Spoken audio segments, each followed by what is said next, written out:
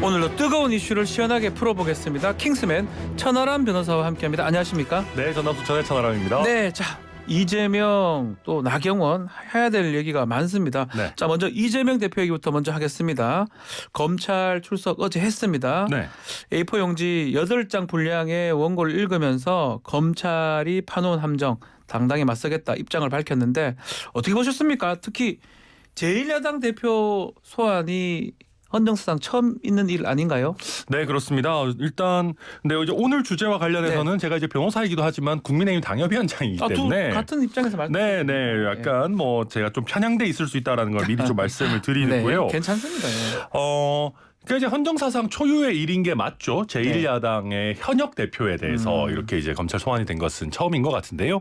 근데 다만 이제 이 정도로 사법 리스크가 예정돼 있던 제1야당 대표가 있었나 싶은 생각도 있기 그 때문에. 말도 또 한편으로 또 그러네요. 네. 이게 뭐 이게 대표가 되고 나서 갑자기 튀어나온 일들은 아니다라고 말씀드리고 다만 이제 이재명 대표가 어제 검찰에 출석을 할 때는 통상적인 거물 정치인 출석과 다르게 굉장히 많은 말을 했습니다. 보통 이제 우리가 익숙한 거는 포토라인 바로 앞에서 이제 그 뭐 축제 차량 같은 미니밴에서 딱 내려가지고 거기서 굉장히 짧은 뭐 검찰 조사에 성실히 임하겠습니다. 이렇게 얘기하죠. 뭐 국민 여러분께서 진실을 아실 겁니다. 이런 뭐 뻔한 한 두세 마디 정도를 하고 들어가는 게 일반적인데 어제 이재명 대표는 본인이 미리 준비해온 A4 용지 한 8장 정도를 꽤 긴 시간 이렇게 읽으면서 지금까지 조금 이런 어떤 사법 리스크에 대한 답변에 소극적이었던 것 아니냐라고 하는 부분에 대해서 그런 의혹을 좀 불식시키려고 하는 듯이 본인의 입장을 좀 충실하게 많이 밝혔습니다. 자, 어제 성남지청이에요. 보니까 이 보수 진보 성향의 단체들이 장외전을 좀 펼쳤던 것 같은데 특히 눈에 띄었던 게 윤상현 의원이 모습을 드러냈더라고요. 네, 그렇습니다. 윤상현 의원 같은 경우는 지금 이제 국민의힘 당대표 출마를 공식화하고 있는 당권 주자인데요. 그래서 이제 거기 보수 진영에 이제 집회에 참석해가지고 뭐 누가 검찰 조사 받으러 가는데 뭐 당 지도부와 강성 지지자들을 호위무사로 대동하냐라고 비판을 하면서 이렇게 이제 집회에 참석을 했습니다. 근데 뭐 이 집회 참석하고 발언하고 하는 건 뭐 윤상현 의원의 자유지만 저는 개인적으로 이런 거 솔직히 별로 좋아 보이진 않습니다. 집회하는 모습? 그러니까 국회의원은요 집회에 굳이 참석하지 않더라도 본인의 입장을 얼마든지 낼 수가 있습니다. 의사 표명을 할 수 있는데 뭔가 우리 과거의 조국 사태 때처럼 어찌 보면 이재명 대표의 사법 처리와 관련해서 또 국민들이 둘로 쪼개질 수 있는 그런 사실 위기 상황 아니겠습니까? 그렇죠. 네. 이거를 굳이 여든 야든 국회의원들이 이 사태를 더 뭐랄까 장작에 이게 그러니까 불난 데다가 장작을 더 집어넣을 필요는 없다. 제가 봤을 때는 그런 생각인데 어쨌거나 한동안 뭐 점점 더 시끄러워지지 않을까 싶습니다. 우리 유튜브 댓글창에 눈썸님이 있어요. 네. 천하람 변호사님 얼굴이 좋아지셨어요라고 하는데 살쪄서 저도 그렇게 느꼈거든요. 아, 그래요? 환해 보여요. 뭐 모르겠습니다. 뭐 잠을 좀 많이 자서 그런가 모르겠습니다. 예. 알겠습니다. 지금 그 말했던 그 장외전 민주당 의원들한테도 하는 그 말인가요? 네. 저는 어제 이재명 대표가 많은 사람들과 함께 들어갔던 것이 저는 솔직히 개인적으로 큰 패착이라고 생각합니다. 패착일 것이다. 왜냐하면은 정치인은 메시지와 이미지로 이제 대중에게 다가가는 것인데 제가 이재명 대표라면은 단기 필마로 탄압당하는 모양새를 냈을 것 같습니다. 그리고 어제 이렇게 좀 미리부터 내려가지고 한 150m 정도 행진 비슷하게 했지 않습니까? 네. 저는 그런 것도 뭔가 뭐랄까요? 이게 뭐 대선 선거운동을 계속 한다고 생각하시나? 이게 뭐 축제도 아닌데 왜 이렇게까지 하나라는 생각이 솔직히 들었고요. 앞으로 뭐 쌍방울이라든지 아니면은 뭐 대장동 관련해서 추가 소환이 있을 수도 있는데 그때마다 그러면 같이 나오는 의원들이 줄어들면 어떡할 겁니까? 아하, 예. 반대로 늘어나도 사람 숫자 더 늘려서 방탄하네 이 얘기 나올 거거든요. 그러네요. 그래서 저라면 차라리 명확하게 아무도 따라오지 마라. 이거는 당 문제가 아니고 내 개인 문제다라고 했을 텐데 제가 느끼기에는 이재명 대표께서도 뭐 김남국 의원 이런 사람들 아니라고 하지만 그 사람들이 같이 많이 따라오고 뭔가 의원들도 오고 이 뭔가 이 포근한 거를 즐기고 계신 거 아닌가. 뭐 저는 그렇게 느꼈습니다. 개인적으로. 국민의힘 당협위원장으로서 그런 얘기를 하신다. 네, 맞습니다. 다시 말씀을 드리고요. 자, 12시간 만에 조사를 마치고 나온 이재명 대표 어차피 답은 정해져서 기소할 것이 명백하다. 법정에서 진실이 가려질 것이다라고 입장을 냈는데요. 이거 직접 한번 들어보시겠습니다. 어차피 답은 정해져서 기소할 것이 명백하고 또 조사 과정에서도 그런 점들이 많이 느껴졌습니다. 검사 조사하는 우리 검찰 측도 고생 많으셨습니다. 또 늦은 이 시간까지 기다려주신 또 함께해 주신 많은 분들께 진심으로 감사드립니다. 결국 법정에서 진실이 가려질 것입니다. 오늘 제시되는 여러 자료들을 봐도 제가 납득할 만한 그런 것들은 없었던 것 같습니다. 모두 수고하셨습니다. 고맙습니다. 정답 기소. 결국 검찰 수사가 기소를 목표로 해서 맞춰가고 있다 이렇게 말하는 걸로 보이는데 네. 구속영장 청구 가능하겠습니까? 제가 검사라면 할 것 같습니다. 할 것 같다. 예. 이제 이재명 대표 입장에서는 뭐 수사 들어가기 전에도 이제 답정 기소, 답정 기소 나오고 나서도 이제 뭐 결국 기소하지 않겠냐라는 이 메시지를 이어갔고요. 다만 이제 검찰 입장을 한번 보면 제3자 뇌물죄가 사실 형이 약한 죄가 아닙니다. 게다가 이 사안 혐의가 어느 정도 인정된다라고 한다면 지금 이제 두산 53억, 네이버 40억 뭐 이렇게 해가지고 액수가 워낙 크기 때문에 일반적인 경우라면 구속영장을 신청할 만한 사건인데 한 가지 변수는 지금 회기 중이기 때문에 이걸 어떻게 할 건지 불체포 특권이 있기 그렇죠. 때문에 체포 동의안을 낼 건지 사실 이제 민주당이 그걸 안 받아들일 게 명확한 상황에서 굳이 그런 절차를 거칠 건지 정도가 하나의 판단 요소가 아닐까 저는 그렇게 보입니다. 자, 변호사 입장에서 법리적으로 한번 들여다보겠습니다. 네. 이 성남 FC 광고비 의혹인데 예전에 2년 전에 무혐의가 됐던 사건입니다. 그때와 지금 달라진 부분이 있을까요? 정확히 얘기하자면 무혐의 처분을 한 사건은 아니었습니다. 이게 조금 구분할 수 있는데요. 지금과 다르게 이제 그때 당시에는 최종적인 무혐의 아니면 기소 처분권을 검찰만 갖고 있던 시절이었죠. 그렇죠. 예. 그러다 보니까 검찰에서 처분을 한 적은 없고요. 경찰에서 불기소 의견으로 검찰에 보냈던 사건인 건 맞습니다. 불기소 의견으로 보내는 그렇죠. 거. 경찰의 1차적인 의견은 이거 뭐 죄가 안 될 것 같다라는 의견이었고 그다음에 성남지청에서 약간 그 난리통이 있었죠. 네.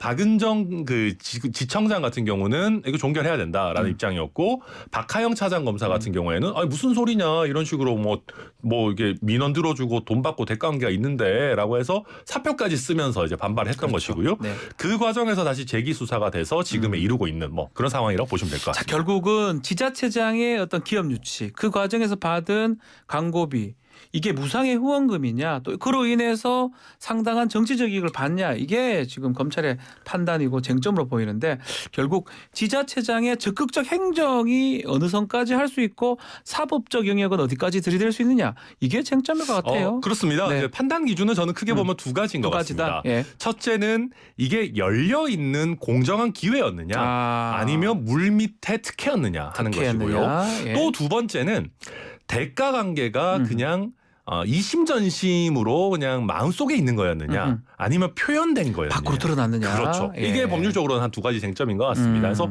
첫째로는 대통령도 그렇고 다른 지자체장도 그렇고 기업 유치 이런 거 할 때도 많은 혜택 주지 않나. 세금도 깎아주고 그렇죠.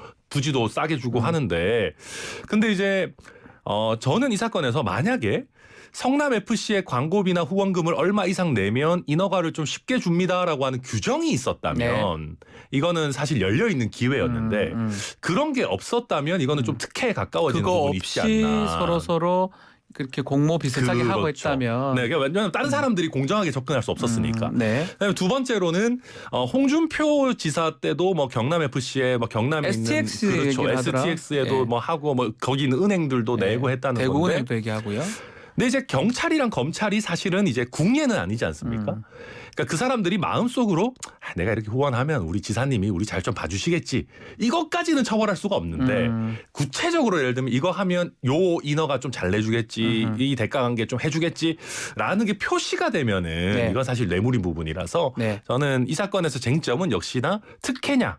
그 특혜의 구체성이 드러났냐. 정도가 최대 쟁점이 아닐까 생각합니다. 결국은 성남시 조례라든지 그렇죠. 사전에 이런 걸 인지하고 있었는지 이런 게 아마 뇌물공여죄 입증해야 될 또 쟁점으로 보입니다. 맞습니다. 자, 이런 와중에 해외에서 도피 행각을 벌이고 있는 김성태 쌍방울그룹 전 회장 붙잡혔어요. 네. 이게 우연입니까? 아니면 하필 그날 붙잡혔습니까? 아니, 어제 뭐 김성태 회장이 뭐 이재명 대표 오늘 조사 조사 받으시니까 받으러 가니까 나 골프 치러 가다 잡혀야 되겠다. 그렇죠. 나 오늘 잡혀야지. 이왕이면 아니죠. 오늘 잡혀야지 뭔가 스토리가 되겠는데 이러지는 않았겠죠. 그건 아니겠죠. 근데 실제로 검찰에서 태국에 있는 김성태 회장을 잡기 위해서 굉장히 많은 물밑 노력을 했다라는 얘기는 전해지고 있고요. 네. 또 김성태 회장도 조심스럽지 않은 도피 생활을 했던 것 같아요. 네. 심지어는 한국에 있는 뭐 유흥업소 종사자를 현지회까지 뭐 불러가지고 뭐 했다 뭐 이런 식의 보도까지 있었었거든요. 그러니까 좀 약간 뭐랄까요, 좀 이상하게 도피 생활을 했던 것 같고 결국 꼬리가 길면 잡힌 게 아닌가. 다만 이렇게 날짜는 제가 봐도 좀 공교롭기는 하다 정도 말씀드리겠습니다. 변호사비 대납 의혹입니다. 또 대장동 사건도 지금 재판 중이고 수사 중이죠. 이거 관련해서 소환 가능성도 있을까요? 네, 뭐 김성태 회장이 들어왔기 때문에 김성태 회장에 대한 조사는 뭐 당연히 이루어질 것이고요. 워낙 많은 비리 의혹, 뭐 횡령, 배임 뭐 많더라고요 보니까. 근데 이제 그 이재명 대표에 대한 소환 같은 경우는 저는 시간 차가 좀 있지 않을까 싶습니다. 왜냐하면 일단 김성태 회장에 대한 조사가 어느 정도 돼야 되고요. 대장동 같은 경우도 지금 정진상 실장이나 김용 부원장이 별로 어찌 보면 뭐 말을 많이 하고 있는 상황이 아니기 때문에 보도가 안 되는 것 같습니다. 네, 이분들의 진술이 뭐 재판 과정에서 어느 정도 좀 나오고 나서 저는 소환이 이루어지지 않겠느냐. 뭐 저는 개인적으로 그렇게 전망합니다. 알겠습니다. 자, 여기까지 보고요. 다음은 국민의힘 소식 또 다뤄보겠습니다. 나경원 저출산위 부위원장 결국 어제 사의를 표명했는데 어젯밤 퇴근길에서 기자들을 만나서 전당대회 출마 관련해서는 아직까지는 결정하지 못했다라고 얘기를 했는데 직접 한번 들어보겠습니다. 저출산 고령사회위원회 부위원장직을 내려놓겠다라는 뜻을 표시했고요. 두 가지 방법으로 사의를 표명했고요. 문자와 유선으로. 당대표 출마 지금 결정하신 부분 혹시 있으세요? 조금 더 고민해야 되겠지만 고민의 지점은 결국 대한민국과 그리고 우리 국민의 힘과 또 대통령에게 어떠한 결정이 도움이 될지에 대해서 고민하고 있습니다. 자, 고민하고 있습니다. 사의는 표명했고요. 자, 천하람 변호사. 자, 이제 당협위원장입니다. 국민의힘 당협위원장. 입장에서 어떻게 할 거라고 생각이 듭니까? 당권 도전 할까요? 나경원 부위원장? 해야 되는 분위기인데. 해야 되는데.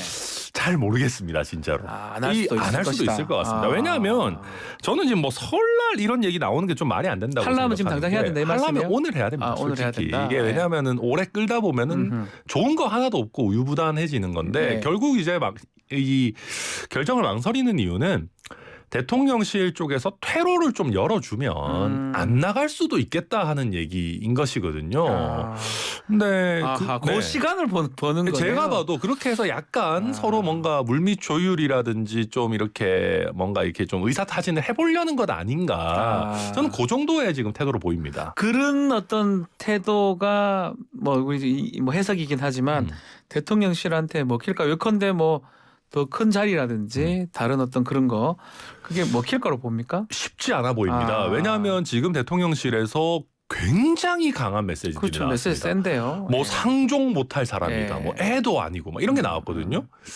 이게 사실 정치적으로는 조금 뭐 표현이 그렇습니다만은 욕만 안 했지 거의 욕 아닌가 싶은 정도의 메시지로 봤을 때 굉장히 강한 메시지가 나왔거든요. 대통령실에서 한 것보다는 대통령 마음이라고 보는 게 맞겠죠. 어느 정도는 그렇다고 봐야 되겠죠. 그 물론 이제 제가 봤을 때도 대통령이 화가 날 만은 합니다. 아무리 올해가 개묘년이라지만은 뭐 당 대표도 하고 싶고 뭐 이거 뭐 부위원장 이거 되게 중요한 건데 저출산 고령이 부위원장 나고 싶고 임명해놨더만 나간다. 그렇죠. 두 마리 토끼를 막 잡으려고 하고 이러면은 대통령 입장에서 화가 날 수 있죠. 근데 그럼에도 불구하고 굉장히 강한 메시지가 나왔기 때문에 나경원 전 의원 입장에서도 놀랬을 거예요. 임기 초에 대통령과 이 정도로 척을 지면서까지 갈 수가 있겠느냐. 그러다 보니까 지금 뭐 친윤의 어떤 뭐 장제원 의원도 만나고 이철규 의원도 만나고 이러면서 어떻게 좀 관계를 회복할 방안을 모색은 해보고 있는 거 아닌가 싶은데 쉽진 않아 보입니다. 이철규 의원 만난 거 그건 왜 만났을까요? 평소 뭐 친분이 있는 겁니까? 뭐 어느 정도 뭐 알고 지내니까 만났겠죠. 뭐 갑자기 뭐 생뚱맞게 만나지 않았을 텐데 이제 그것보다도 기본적으로 이철규 의원이 그 친윤 핵심 의원이라고 예전에 윤핵관이라고 많이 불렸으니까요. 실제로 지금도 좋은 관계로 유지하고 계시니까 대통령실에 퇴로를 열어달라라는 메시지를 기본적으로 전달한 게 아니겠느냐. 뭐 저는 그렇게 해석을 하고 해석하고 있습니다. 자, 근데 좀 이상했던 부분이 사의를 표명한다고 했는데 대통령실 입장은 뭔 말이냐 들은 바 없다 또 이렇게 얘기를 했던데 이거는 어떤 상황으로 봐야 됩니까? 이것도 기본적으로 서로 감정이 안 좋다는 거죠. 아, 나경원 전 의원이 사의 표명했다라는 거에 대해서 솔직히 거짓말했겠습니까? 그렇죠. 뭐 문자도 보내고 유선으로도 전달했다라고 네. 뭐 했는데요. 김대기 비서실장은 뭐 나는 전달받은 바 없다라고 했습니다. 뭐 문자는 못 봤을 수도 있다라고 할 텐데 유선상 전달은 누구한테 했나? 뭐 저는 뭐 잘 그렇죠. 모르겠고요. 예. 대통령실에서는 거의 약간 화가 나 있기 때문에 사직서를 공식적으로 내고 뭐 각 잡고 사직 기자회견을 하고 이런 게 아닌 이상 우리는 뭐 그런 거 뭐 비공식적으로 온 거 제대로 못 봤는데 뭐 이런 네. 정도의 입장이 아닐까. 지금 정도는 뭐 그래도 파악이 됐겠죠. 네. 자, 또 지금 전당대회 관련해서 최고위원 후보들도 속속 등장하고 있는데 김용태 전 최고 저희 어제 인터뷰하면서 출마 고려하고 있다. 청년 최고 말고 일반 최고로. 네, 일반 최고로 거의 생각 굳힌 것 같던데요. 장해찬 이사장은 청년 최고위원 나가겠다라고 하고 네. 주목할 게 장제원 의원 보좌관 출신인 김용호 변호사 청년 네. 최고위원에 도전한다면서요. 뭐 재미있었죠. 갑자기 네. 이제 약간의 소동이 있었는데요. 김용호 변호사가 지금 이제 말씀하신 것처럼 친윤 핵심이라고 할 수 있는 장제원 의원 보좌관이었기 보좌관인데, 때문에 예. 출마를 선언하니까 기자들 사이에서 이 뭐냐? 장제원 의원이 장해찬 이사장을 밀어주는 게 아니고 또 새로운 후보를 내세운 거냐 했는데 그건 아니고 장제원 의원실에서 문자를 돌렸습니다. 나는 장해찬 지지한다. 여기 공개 지지를 또 그렇게 할 네. 필요가 있나요? 여기 뭐 내 보좌관 출신이지만 나랑 상관없다. 뭐 바로 모르세 이렇게 예. 이제 했고요. 예. 그러니까 뭐 누구가 누구를 지지하고 이런 거는 상관없는데 이게 저희 전당대회가 지금 보면은 청년 최고위원회 이르기까지 뭔가 수직 계열화가 되는 느낌이 좀 있습니다. 어떤 의미죠? 그러니까 장해찬 이사장이 거의 주류의 대표 주자처럼 돼 있는데 예. 글쎄요, 이게 뭐 제가 좀 너무 틀에 박힌 생각 갖고 있는지 모르겠습니다만은 청년 최고위원 정도는 네. 이 너무 이렇게 뭔가 주류에서 끌어주고 밀어주고 하는 형태로 선거가 되는 게 과연 좋은 일이냐. 아하. 조금 뭐랄까 젊은 패기로 서로 이렇게 비전을 가지고 경쟁하기도 하고 좀 주류한테 좀 들이받기도 하고 이러면서 이 당은 현재를 뛰어넘는 뭔가 미래가 있겠구나라는 느낌을 줘야 되는데 지금 진행된 거를 보면 미래 세대라고 할 만한 청년 최고위원까지 이 당은 어찌 보면 현재에 예속돼 있구나라는 느낌을 좀 주는 게 아닌가. 네. 뭐 저는 개인적으로 그렇게 보고 있습니다. 우리 천하람 위원장은 혹시 전당대 특히 최고위원 등 출마 생각은 없으신가요? 뭐 저도 고민하고 지금 고민하고 있다. 네, 네. 네. 만약 필요하다면 청년 최고 가능한 거잖아요. 저는 뭐 솔직히 전 아저씨라 가지고 제가 청년 최고에 적합한지는 뭐 잘 모르겠습니다. 장해찬 이사장하고 나이 차이 얼마 안 나는 걸로 제가 알고 그러긴 있는데요. 한데 뭐 저는 뭐 학부형이고 또 아저씨고 이래가지고 뭐 나간다면 일반 고민해보겠습니다. 최고위원으로 네. 나갈 것이다. 네, 고민하고 알겠습니다. 자, 오늘 킹스맨 여기서 마무리를 하겠습니다. 천하람 변호사와 함께했습니다. 감사합니다. 네, 감사합니다. 1부 마치겠습니다.